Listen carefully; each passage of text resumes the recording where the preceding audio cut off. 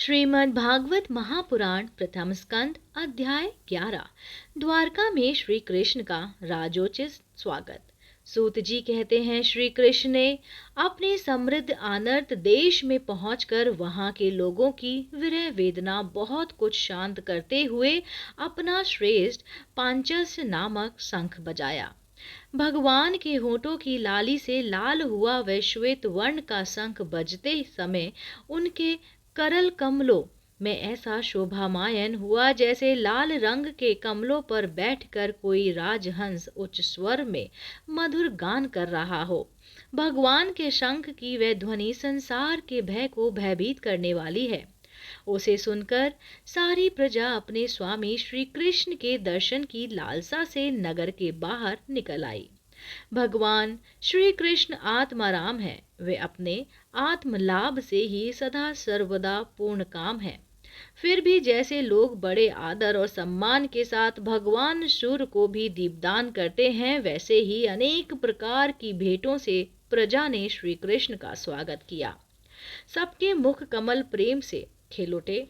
वे हर्षगद वाणी से सबके सुहृद और रक्षण भगवान श्री कृष्ण की ठीक वैसे ही स्तुति करने लगे जैसे बालक अपने पिता से अपनी तोतली बोली में बातें करता है।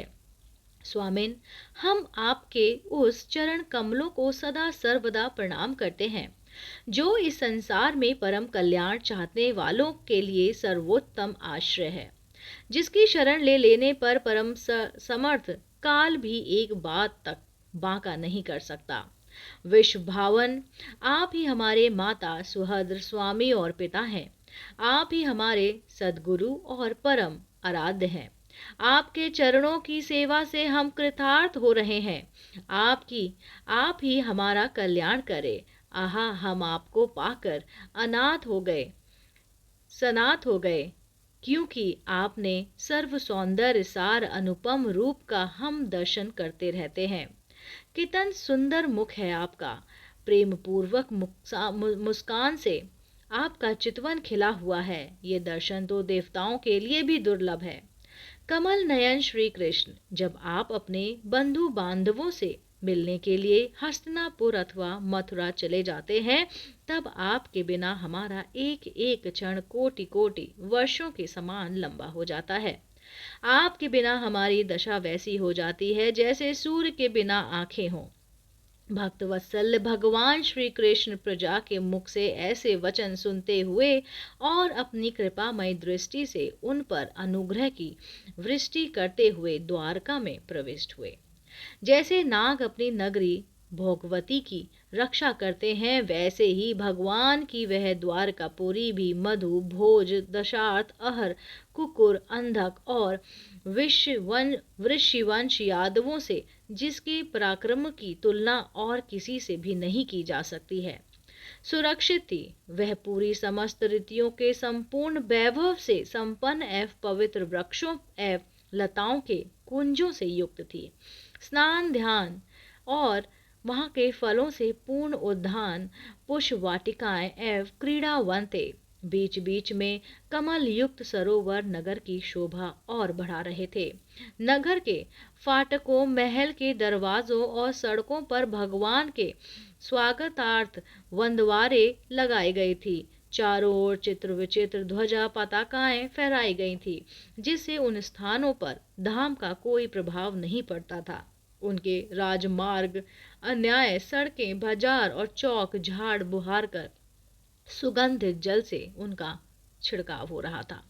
भगवान के स्वागत के लिए बरसाए हुए फल, फूल, अक्षत, अंकुर चारों ओर बिखरे हुए थे। घरों में प्रत्येक द्वार पर दही, अक्षत, फल, ईख, जल से भरे हुए कलश, उपहार की वस्तुएं और धूप दीप आदि सजा दिए गए थे। वासुदेव, अक्रूर, उग्रसेन, उद्धव, प्रक्रामी, बलराम, प्रद्युम्न, चत्वेश और जगमगाती हुई सांब में ये सब सुनकर हमारे प्रियतम भगवान श्री कृष्ण आ रहे हैं, तब उनके मन में इतना आनंद उमड़ा कि उन लोगों ने अपने सभी आवश्यक कार्य, सोना, बैठना और भोजन आदि छोड़ दिए। प्रेम के आवेग में उनका हृदय उछलने लगा। वह मंगल शकुन के लिए एक गजराज को आगे करके उनका स्वागत पाठ करते हुए और मांगलिक सामग्रियों से सुसज्जित ब्राह्मणों को साथ लेकर चले। शंख और तुरही आदि बाजे बजने लगे, देवध्वनि होने लगी। वे सभी हर्षित होकर रथों पर सवार हुए और बड़ी आदर बुद्धि से भगवान की अगवानी करने चले।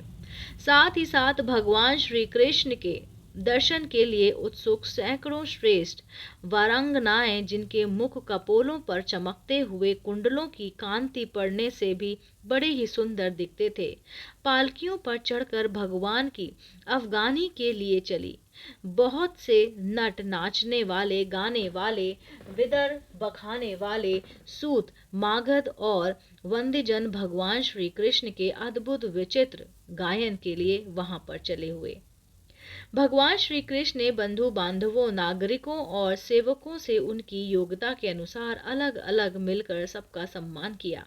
किसी को सिर झुकाकर प्रणाम किया, किसी को वाणी से अभिवादन किया, किसी को हृदय से लगाया, किसी से हाथ मिलाया, किसी की ओर देखकर मुस्कुराकर वे भर दिए और किसी को केवल प्रेम भरी दृष्टि से देखा गया। जिसकी जो इच्छा थी उसने वही वरदान दिया। इस प्रकार चांडा चांडा पर्याप्त सबको संतुष्ट करके गुरुजनों, सब पत्नी, ब्राह्मण और वृद्धों को तथा दूसरे लोगों का भी आशीर्वाद ग्रहण करते एवं वंद्यजनों से विरुदावली सुनते हुए सबके साथ भगवान श्री कृष्ण ने नगर में प्रवेश किया।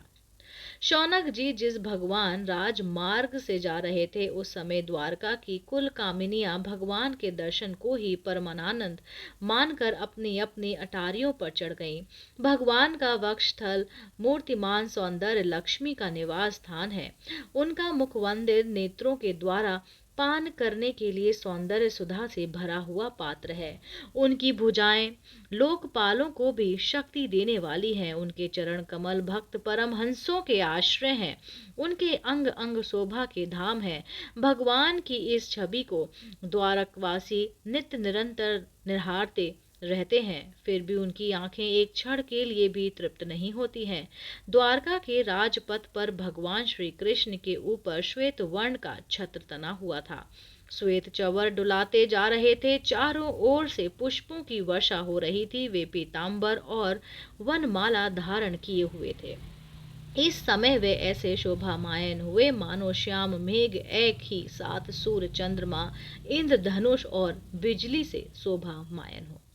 भगवान सबसे पहले अपने माता पिता के महल में गए। वहां उन्होंने बड़े आनंद से देवकी आदि सातों माताओं को चरण पर सिर रखकर प्रणाम किया और माताओं ने उन्हें अपने हृदय से लगाकर गोद में बैठा लिया। स्नेह के कारण उनके स्तनों से दूध की धाराएं बहने लगी। उनका हृदय हर्ष से विहिल हो उठा और वे आनंद के आंसुओं से उनका अभिषेक करने लगे। माताओं से आज्ञा लेकर वे अपने समस्त भोग सामग्रियों से संपन्न सर्वश्रेष्ठ भवन में गए। उसमें 16,000 पत्नियों से अलग अलग महल थे। अपने प्राणनाथ भगवान श्री कृष्ण को बहुत दिन बाहर रहने के बाद घर आया देखकर रानियों के हृदय में बड़ा आनंद हुआ। उन्हें अपने निकट देखकर वह एकाएक ध्यान छोड़कर उठ खड़ी हुईं। उन्होंने केवल आसन को ही नहीं बल्कि उन नियमों को भी त्याग दिया जिन्हें उन्होंने पति के प्रवासी होने पर ग्रहण किया था। उस समय उनके मुख और नेत्रों में लज्जा छा गई। भगवान के प्रति उनका भाव बड़ा ही गंभीर था।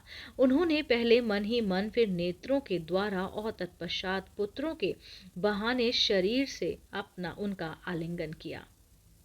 शौनक जी कहते हैं, उस समय उनके नेत्रों में जो प्रेम के आंसू झलक आए थे, उन्हें संकोच वंश उन्होंने बहुत रोका, फिर भी विवशता के कारण वे ढकल ही नहीं गए। यद्यपि भगवान श्री कृष्ण एकांत में सर्वदा ही उनके पास रहते थे, तथापि उनके चरण कमल उन्हें पद पद पर नए नए जान पड़ते थे। भला स्वभाव से ही चंचल लक्ष्मी, जिन्हें एक क्षण के लिए भी कहीं नहीं छोड़ती थी, उनकी सनिधि से किस स्त्री की तृप्ति हो सकती है। जैसे वायु वांसों के संघर्ष से दावानल पैदा करके उन्हें जला देता है, वैसे ही पृथ्वी के भारभूत और शक्तिशाली राजाओं में परस्पर फूट डालकर बिना शरण ग्रहण किए ही भगवान श्री कृष्ण ने उन्हें कई अक्षौहिणी सेना सहित एक दूसरे से मरवा डाला और उनके बाद आप भी उपराम हो गए। साक्षात परमेश्वर ही अपनी लीला से इस मनुष्य लोक में अवतीर्ण हुए और सहस्त्रों रमणीय रत्नों में रहकर उन्होंने साधारण मनुष्य की तरह क्रीड़ा की। जिनकी निर्मल और मधुर हंसी उनके हृदय के उन्मुक्त भावों को सूचित करने वाली थी, जिनकी लचीली चितवन की चोट से बेसुध होकर विश्व विजयी कामदेव ने भी अपने धनुष का परित्याग कर दिया था। वह कामिनी अपने काम विलास से जिनके मन में तनिक भी शोभ नहीं पैदा कर सकी, उस असंग भगवान श्री कृष्ण को संसार के लोग अपने ही समान कर्म करते देखकर आसक्त मनुष्य समझते हैं। यह उनकी मूर्खता है।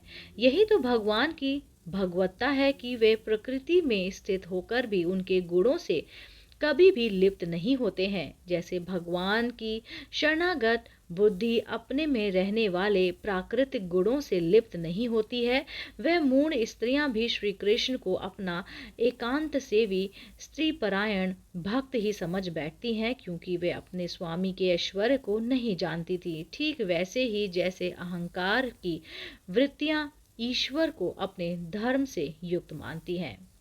दोस्तों, इसी के साथ श्रीमद् भागवत महापुराण प्रथम स्कंद अध्याय 11 यहीं पर समाप्त होता है। अगला अध्याय सुनने के लिए आप देखते रहिए आपका अपना पसंदीदा YouTube चैनल अध्यात्म में।